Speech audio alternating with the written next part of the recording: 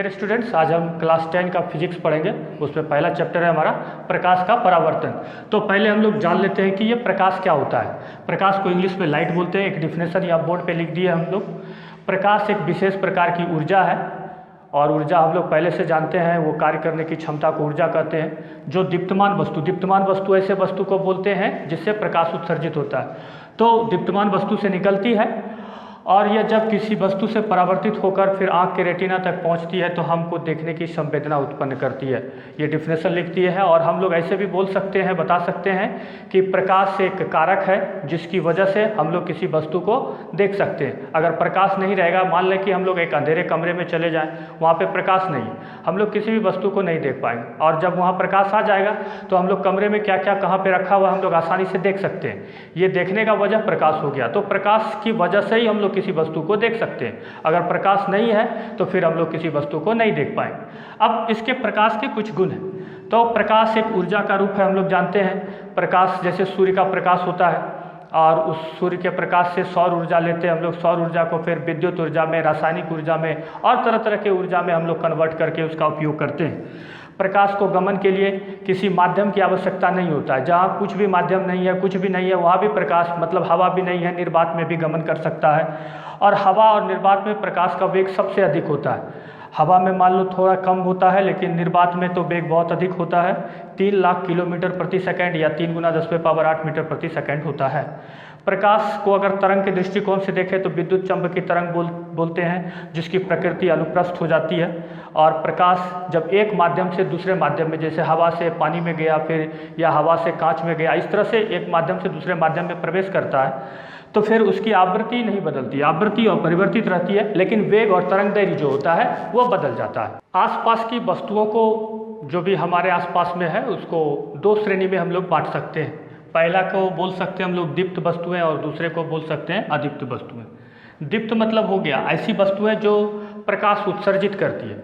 जितनी भी वस्तुएं हैं जो प्रकाश उत्सर्जित कर सके, मतलब जिससे प्रकाश निकलता हो, उसे बोलते हैं दीप्त वस्तु। जैसे सूर्य हो गया, तारे हो गया, और फिर हम लोग जलती हुई मोमबत्ती हो गई, ये सब हो गया दीप्त वस्तुएं, क्योंकि इनसे प्रकाश निकलता है। और जिन वस्तुओं से मतलब होता है नहीं, अदीप्त मतलब जो दीप्त नहीं है, जिन वस्तुओं से होकर प्रकाश नहीं निकलता है, प्रकाश उत्सर्जित नहीं होता है, उन वस्तुओं को अदीप्त वस्तु बोलते हैं। जैसे हमारे हाथ का मार्कर हो गया, फिर कुर्सी हो गया, और कुर्सी, टेबल, बेंच, डेस्क जो सब हो गया, चांदी, सोना, ये सब हो गया अदीप्त वस्तुएं। पत्थर हो गया अदीप्त वस्तुएं।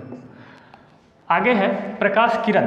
दीप्त वस्तु मतलब जिससे प्रकाश निकलता है, उससे प्रकाश निकल के जिस रेखा पर गमन करता है उस रेखा को हम लोग किरण बोलते हैं। इसको इस तरह से दर्शाते हैं हम लोग। ये किरण का चिन्ह हो गया। इस तीर का मतलब हो गया किरण की दिशा, प्रकाश जो है आगे की तरफ, उस तरफ चल रही है। उसके बाद है आगे हम लोग को जानना है किरण पुंज। इसको बोलते हैं इंग्लिश में बीम ऑफ रेज। किरणों के समूह को किरण पुंज बोलते हैं। जब बहुत सारी किरणें होती है तो उन सारे किरणों के समूह को किरण पुंज बोलते हैं। और ये किरण पुंज जो होता है ये 3 प्रकार के हो सकते हैं। पहला नंबर समांतर किरण पुंज। जैसे समांतर रेखा हम लोग पढ़े हैं, तो समांतर रेखा हो गया, बिल्कुल समांतर रेखा बहुत सारा हम लोग खींच दिए और दोनों का डिस्टेंस जब सबका एक जगह पे देखेंगे तो बराबर होगा। और इस तरह से अगर किरण चले समांतर रेखा की तरह, तब बोलेंगे ये समांतर किरण पुंज है। अभिसारी मतलब, अगर मतलब सबका समझ में आ जाए तो फिर समझना काफ़ी आसान। अभिसारी मतलब होता है सब एक जगह जमा हो जाना, इकट्ठा हो जाना। अगर किरण का समूह इस तरह से आए, इधर से आ रहा है, यहाँ पे एक बिंदु पर इकट्ठा हो गया, इस जगह से सारी किरणें यहाँ पे आके इकट्ठा हो गई, तो इसको बोलते हैं हम लोग अभिसारी किरण पुंज। और अपसारी मतलब होता है एक बिंदु से निकल के फैल जाना। अगर ये मान लो एक बिंदु है, यहाँ से किरण फैल जाती, इस बिंदु से किरण निकल के इस तरह से फैलते हुए जा रही है, तो यहाँ पे ये सभी किरणों का समूह है, इसीलिए ये किरण पुंज हो गया। तो इसको बोलते हैं अपसारी किरण पुंज। अब एग्जाम्पल देखते हैं, उदाहरण। तो ये जैसे फैलने वाला हो गया, किरण फैलने वाला, ये हम लोग प्रैक्टिकली व्यवहारिक रूप में घर में देखते हैं। जैसे टॉर्च की रोशनी को हम लोग जलाते हैं तो उसका किरण क्या होता है, फैल जाता है। तो ये अपसारी का उदाहरण हो गया, टॉर्च की रोशनी, जब टॉर्च को जला देते हैं। अभिसारी किरण पुंज हो गया। जब सारी किरण, जैसे हम लोग को ज्योमेट्री बॉक्स में एक लेंस आता है, हम लोग लेंस रखते हैं सूर्य के प्रकाश में अगर रखें तो देखते हैं कि वहाँ पे बहुत सारा प्रकाश इस तरह से ऐसे लेंस आया, इस तरह से सारी प्रकाश आते हुए एक पॉइंट्स पे आके मिल जाता है और यहाँ पे हम लोग अगर कागज रख देते हैं तो कागज गर्मी की वजह से जल जाता है। तो ये लेंस क्या किया, सारे फैला हुआ जो आ रहा है सब एक बिंदु पे आके इकट्ठा हो गया। तो इस तरह का उदाहरण हो गया ये लेंस वाला। तो लेंस वाला से जो प्रकाश का किरण आ रहा है बहुत सारा, तो अभिसारी किरण पुंज हो गया उसका उदाहरण। और ये समांतर किरण पुंज का, जैसे लेजर लाइट होता है, लेजर लाइट हम लोग जलाते हैं तो उसकी किरणें एक बिल्कुल समांतर चलती है सारी किरणें, तो ये समांतर किरण पुंज का उदाहरण हो गया लेजर लाइट।